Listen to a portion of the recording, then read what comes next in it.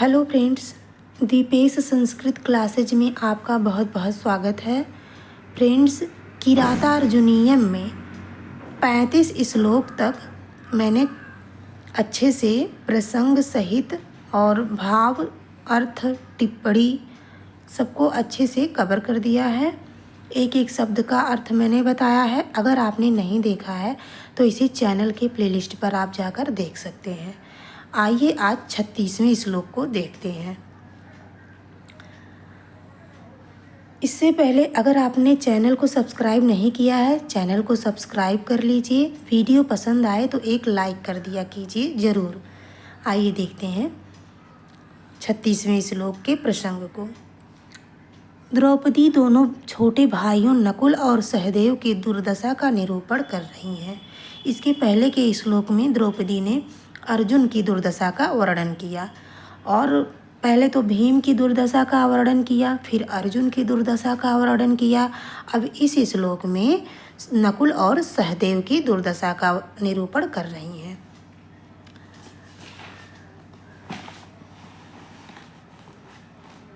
जैसा कि आप लोग जानते हैं, श्लोक वंशस्थ छंद में है और इसका लक्षण है जतौ तु वंशस्थमुदीरितं जरौ, जतौ तु वंशस्थमुदीरितं जरौ, वनान्तशय्या कठिनीकृताकृति, कचाचितौ विश्वगिवा गजौ गजौ, कथं त्वमेतौ धृतिसंयमौ यमौ, विलोकयन्नुत्साहसेन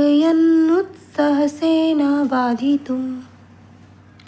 वन भूमि रूपी सैया के कारण कठोर हुई शरीर वाले, सब ओर बालों से ढके हुए दो पर्वतीय हाथियों के समान दृश्यमान माने दिखाई देने वाले इन दोनों जुड़वे भाइयों नकुल और सहदेव को देखते हुए तुम अर्थात युधिष्ठिर धैर्य और संयम को त्यागने के लिए क्यों नहीं उद्यत होते।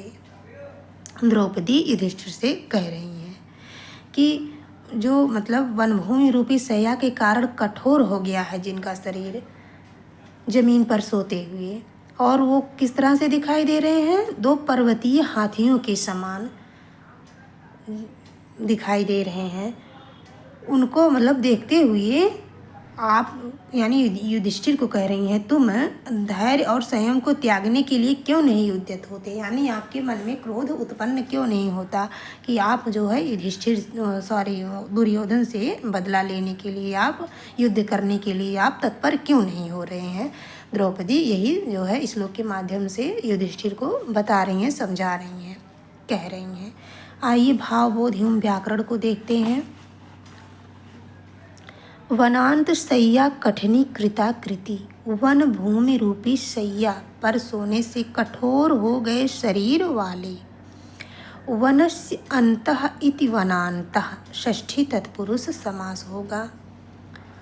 और देखिए यहाँ पे वनांतः एव शय्या इति वनांत शय्या, तो मयूर व्यंशकादि समास भी हो जाएगा। न कठिना इति अकठिना, अगर इस तरह से होगा तो नई तत्पुरुष समास होगा।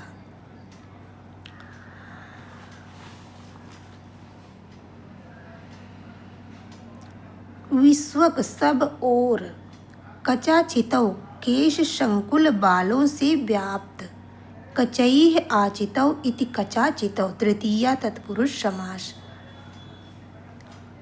आगजौ गजौ इव, पर्वत में उत्पन्न होकर रहने वाले दो हाथियों के समान दिखाई पड़ने वाले। कौन? नकुल और सहदेव।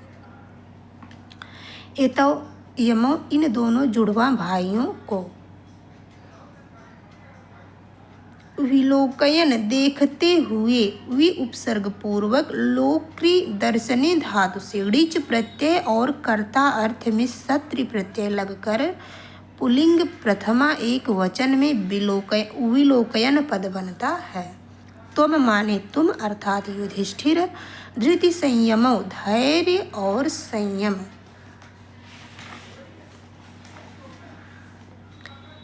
को धैर्य और संयम को धृतिश्च संयमश्च इति धृति संयमो इतरेतर द्वंद्व समास।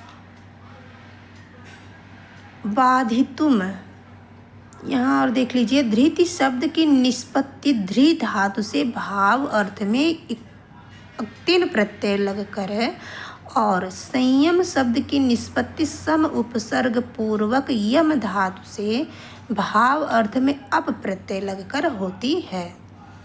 बाधितुम, त्यागने के लिए, बाध्य विलोडने धातु से तुमुन प्रत्यय लगकर बाधितुम रूप बनता है। कथम न उत्साह से, कैसे नहीं उत्साहित होते। यह उद उपसर्ग पूर्वक सह धातु से आत्मने पद में लट लकार मध्यम पुरुष एक वचन का रूप है। अलंग लकार कृताकृति कचाचितौ इत्यादि में अनुप्रास तथा अगजौ गजौ एवं धृति संयमो यमो में गजौ गजौ व यमो यमो अंश में यमक अलंकार है। गुण प्रसाद रीति पांचाली छंद वंशस्थ। आइए एक श्लोक को और देखते हैं। इसके पहले प्रसंग। शास्त्रों में चित्त की वृत्तियों को अनेक रूपा कहा गया है। यद्यपि योग और वेदांत के अंतर्गत चित्त की कुछ विशिष्ट वृत्तियों का उल्लेख किया गया है, परंतु सामान्य सांसारिक व्यवहार में लोगों की चित्त वृत्तियों की वैविध्य रूपता भी अनेक प्रकार से कही जाती है। संक्षेप में उनका आशय व्यक्त करती हुई द्रौपदी का यह मानना है कि योगी हो या सांसारिक, सबको अनुकूलता में सुख और प्रतिकूलता में दुख का अनुभव होता ही है। यदि ऐसा नहीं होता तो वहाँ अवश्य ही असामान्यता और विचित्रता तथा आश्चर्य को उत्पन्न करने वाली दशा उत्पन्न हो जाती है। अभिन्न हृदय भीम की दुर्दशा से दुखित न होना, अर्जुन की दुर्दशा से क्रोध न आना, नकुल और सहदेव की प्रताड़ना देखकर धैर्य और संयम का न टूटना, ऐसी असामान्य चित्तवृत्ति वाले युधिष्ठिर को देखकर आश्चर्य में पड़ी हुई द्रौपदी युधिष्ठिर के ही समक्ष उनके बुद्धि वैचित्र्य पर कटाक्ष करते हुए कहती है। ठीक है, मतलब इसमें द्रौपदी कह रही हैं कि सांसारिक व्यवहार में मतलब लोगों की चित्तवृत्तियों को वैविध्य रूप यानी अनेक प्रकार से तो कहा जाता है कि हाँ चित्तवृत्तियाँ अनेक प्रकार की होती हैं, लेकिन आपकी चित्तवृत्ति मतलब आपके मन की वृत्ति किस तरह से है, आश्चर्यजनक है कि आपके भाइयों की इस तरह से दुर्दशा हो गई है, आपको क्रोध नहीं आ रहा है दुर्योधन के ऊपर। युधिष्ठिर से यही द्रौपदी कहना चाह रही हैं।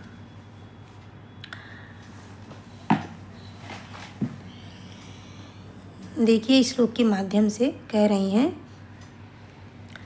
इमामहं वेद न तावकी धियं विचित्ररूपाः खलु चित्तवृत्तयः विचिन्तयन्त्या भवदा पदं पराम् रुजन्ति चेतः प्रसभं ममाधयः। कह रही हैं द्रौपदी, तुम्हारी इस बुद्धि को तो मैं नहीं जानती, क्योंकि लोगों की मनोवृत्तियाँ विचित्र रूपों वाली होती हैं, किंतु तुम्हारी महान विपत्तियों को सोचते हुए मेरी मनोव्यथाएं मेरे चित्त को बलात् छत विच्छत कर देती हैं। मतलब आप क्या सोच रहे हैं, आप किस तरह की मनोवृत्ति रखते हैं, मैं आपकी मनोवृत्तियों से आश्चर्यचकित हूँ। आइए भावबोध एवं व्याकरण को देखते हैं। तावकीम तुम्हारी ही, तव इयम इत तावकी ताम। युष्मद शब्द में तत्सेदम सूत्र द्वारा अण प्रत्यय लगने पर एक वचन में तवक ममका वेक वचने सूत्र से युष्मद को तवक आदेश हो जाता है। और यहाँ पे देखिए अण प्रत्यय के ऋत होने से तद्धितेस्व चामादेह सूत्र से तकारोत्तरवर्ती अकार को आ आदेश आ होकर और स्त्रीलिंग में गीप प्रत्यय लगकर द्वितीय एक वचन में तावकीम पद निष्पन्न हुआ है। इमाम धियम, इस बुद्धि को, धी माने बुद्धि, इमाम मतलब इस बुद्धि को,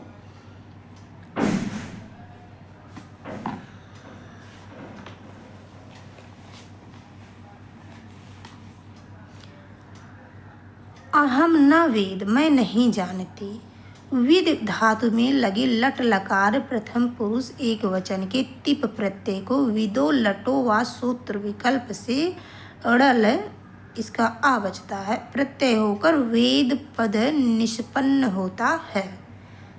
चित्तवृत्तयः, मनोवृत्तियाँ अर्थात चित्त की भिन्न भिन्न स्थितियाँ, चित्त यानी मन की भिन्न भिन्न स्थितियाँ। चित्तस्य वृत्तयः इति चित्तवृत्तयः, षष्ठी तत्पुरुष समास। विचित्र रूपाः खलु, निश्चित रूप से विचित्र प्रकार की होती हैं, खलु माने निश्चित रूप से। पराम, महतीम या महान का। भवदा पदाम, आपकी विपत्ति। विचिंतयन्त्याः, सोचते रहने वाले का। यह पद वि उपसर्ग पूर्वक चिंत संचेतने धातु से ऋच और सत्र प्रत्यय तथा स्त्रीलिंग की विवक्षा में गीप प्रत्यय लगकर षष्ठी एक वचन में सिद्ध होता है। यह मम का विशेषण है। मम माने मेरे, चेतः यानी मन को, चित धातु से असुन प्रत्यय लगकर द्वितीय एक वचन में चेतः पद बनता है। आधय माने मानसिक व्यथाएं। प्रसभम माने बलपूर्वक, रुजंती माने भजंती या तोड़ देती है।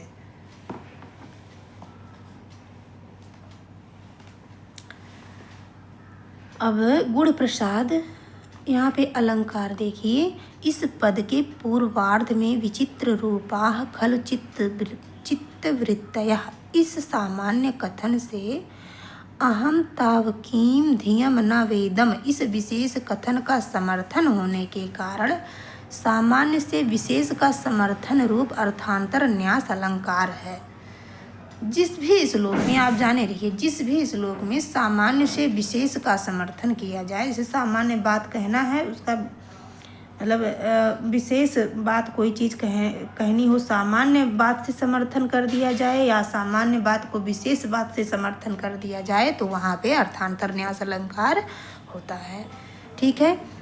गुण प्रसाद रीति वैदर्भी छंद वंशस्थ।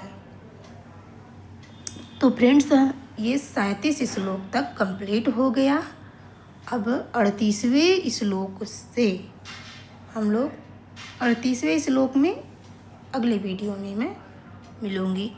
अगर चैनल पर आप नए हैं, चैनल को सब्सक्राइब कर लीजिए, प्लीज़ बेल आइकन और लाइक भी कर दिया कीजिए वीडियो। ठीक है, तब तक के लिए बाय बाय।